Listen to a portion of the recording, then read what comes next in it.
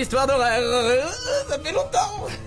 Aujourd'hui 3 histoires avec des mécaniques différentes comme d'hab. Et il y en a une d'entre elles particulièrement, la dernière parce que comme ça vous regardez la vidéo jusqu'au bout et je suis bien référencé. Elle est horrible. Genre je me dis ça se trouve ça m'est arrivé, je m'en suis pas rendu compte. C'est horrible. Mais on commence avec la première qui est l'histoire de Martin. Contextualisation, Martin vit seul dans un appartement au rez-de-chaussée d'un quartier qui indique être pas ouf, pas très bien fréquenté. Appartement au rez-de-chaussée, la fenêtre de sa chambre donnait sur une ruelle et à quelques mètres de la ruelle il y avait des poubelles et souvent il y avait des homeless qui venaient faire les poubelles. Alors c'est pas une histoire sur la durée qui a duré plusieurs semaines ou quoi, non c'est un one shot. C'est ça qui m'angoisse, c'est que ça peut vraiment nous tomber sur la gueule à tous ceux qui vivent au rez-de-chaussée, pas moi je suis tranquille. Un matin, un peu avant l'aube, il fait encore nuit, Martin se réveille et il l'entend toquer à sa fenêtre. Horrible situation. Martin spécifie que quand ça toque à la fenêtre, il est dos à celle-ci, il est pas face à celle-ci et ce détail a son importance. Pourquoi? Parce que les stores de Martin étaient usés. Genre il manquait, vous savez c'est des stores exactement comme ça, où il manquait des lattes. Quand il manque une latte, oh là je viens de nous sortir de l'ambiance.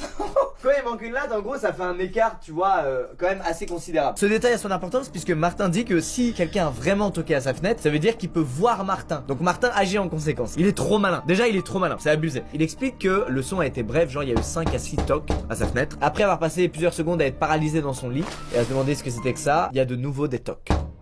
Et à partir de là, Martin il comprend qu'il y a quelqu'un probablement qui le regardait dormir à travers sa fenêtre et qui a décidé, on ne sait pas pourquoi, d'un coup de toquer. Clairement si c'était un pote à Martin ou quelqu'un de sa famille ou quoi, tu t'amuses pas à toquer à la fenêtre, c'est nul, tu vas juste toquer à la porte d'entrée comme tout le monde. Et à ce moment là, Martin a un très bon instinct, il se dit, faut pas que je me retourne parce que la personne qui a toqué, c'est ce qu'elle attend de moi. Que je me retourne et que je la regarde et à partir de là, je sais pas ce qui va se passer. Donc il ne se retourne pas, il est très malin, c'est ouf. Il va à la place juste s'asseoir tout doucement sur son lit, toujours dos à la fenêtre, comme s'il venait de se réveiller et qu'il avait la tête un peu dans le cul. Et il va se lever et se diriger vers sa salle de bain, qui est donc en dehors de sa chambre, ce qui est totalement crédible. La plupart des gens se réveillent une ou plusieurs fois la nuit pour aller aux toilettes. Et du coup lui il va jouer ce truc là. À partir de là, il est hors de la vue du mec qui est à la fenêtre puisqu'il est hors de la chambre et il se précipite sur son téléphone pour appeler le 911, la police aux États-Unis. Et il fonce vers sa porte d'entrée pour s'assurer qu'elle est bien fermée, de manière à être sûr que le gars qui a toqué à la fenêtre ne puisse pas rentrer dans l'appartement. À partir de là, Martin il comprend qu'il y a deux possibilités. Soit il reste enfermé dans son appartement et la personne n'arrive pas à entrer, soit il prend la fuite, donc il sort de son appartement et il tape le sprint de sa vie, sauf qu'il est pas sûr de courir plus vite que son assaillant. Et il a pas le temps de prendre une décision que là, méga badant, il entend la fenêtre de sa chambre s'ouvrir.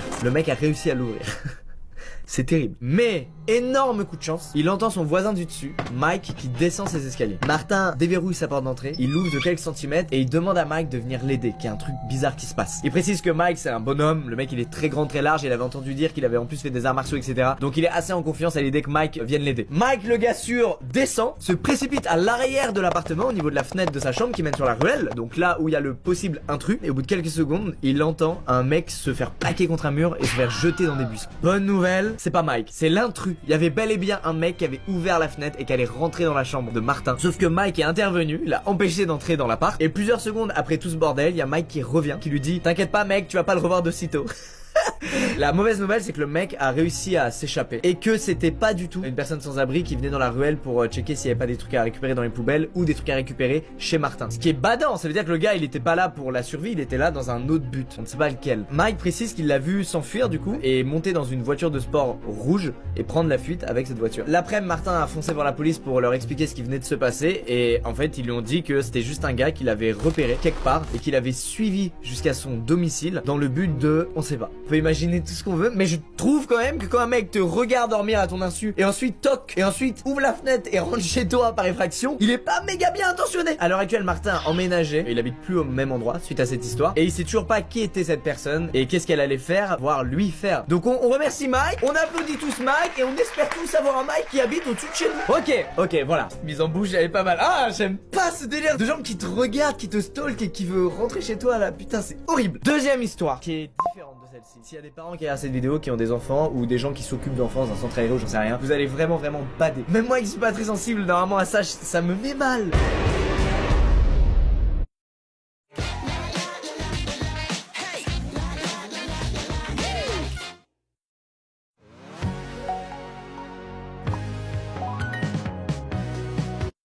C'est l'histoire de Lucie, mère de 2 enfants, un fils de 5 ans et une fille de 5 ans et demi, qui décide un après-midi, comme des tas de parents partout dans le monde, d'aller au parc avec eux, pour qu'ils jouent, qu'ils fassent du toboggan, qu'ils s'amusent, tout ce qu'il y a plus normal. Elle explique qu'elle doit rejoindre là-bas une amie à elle, qui est venue avec sa fille. Là on parle pas d'une petite aire de jeu, comme il y a dans plein de parcs partout en France, on parle d'une grosse aire de jeu, avec un gros parking, à côté il y a une forêt. Bref, Lucie arrive au parc et elle retrouve sa copine. Elle explique qu'en plus de son amie, il y a aussi une autre maman qui est là avec ses 2 enfants, qu'elle connaît bien. Et la seule personne qu'elle connaît pas, c'est un père de famille qui est là avec ses 2 enfants, une fille de 10 ans et un garçon de 12 ans. Mais il a pas du tout l'air bizarre, donc pour le moment aucun danger à signaler. Tout le monde est assis, les mamans discutent entre elles, tout le monde discute, voilà, c'est bon enfant, c'est cool, bonne ambiance de famille. Les enfants s'éloignent un peu des parents, ils commencent à faire leur vie au milieu de l'aire de jeu, faire du toboggan, etc. Et le fils de Lucie veut faire de la balançoire. Sauf qu'à cet âge-là, pour faire de la balançoire, faut être 2, faut que t'aies quelqu'un qui te pousse. Mais son fils, bah, y a personne pour en faire avec lui, donc il est seul tout. Lucie, du coup, en tant que maman extraordinaire, se lève pour aller faire de la balançoire avec son fils. Et là, il y a le garçon de 10 ans, qui est donc le fils du mec qu'elle connaît pas, qui est au parc avec son fils et sa fille, qui vient la voir et qui lui dit mot pour mot: salut, est-ce que tu veux que je joue avec lui? Lucie trouve ça un peu bizarre au premier abord, étant donné qu'il a demandé à elle et pas directement à son fils, qui est un peu bizarre. Mais elle lui dit: vas-y, ok, va jouer avec lui, amusez-vous bien. Il rejoint donc le fils de Lucie et il commence à faire de la balançoire avec lui, et Lucie retourne se rasseoir et tout se passe bien dans le meilleur des mondes. Pour le moment, Lucie elle reste un peu étonnée de ce qui vient de se passer, parce que elle dit que le gamin il avait une voix vraiment plate, il souriait pas trop d'intonation, et une fois qu'il a rejoint son fils pour jouer, il lui parlait pas, il se parlait pas du tout. Mais bon, son fils joue avec lui et passe un bon moment, donc Lucie elle est contente, hein. Après plusieurs minutes, Lucie elle retourne sur le banc, donc au milieu des autres parents, et elle entend le petit garçon de 10 ans parler à son fils, donc ça y est, ils se mettent enfin à parler, donc elle se dit bon bah ok, c'est peut-être juste qu'il est timide avec les adultes. Le père de cet enfant de 10 ans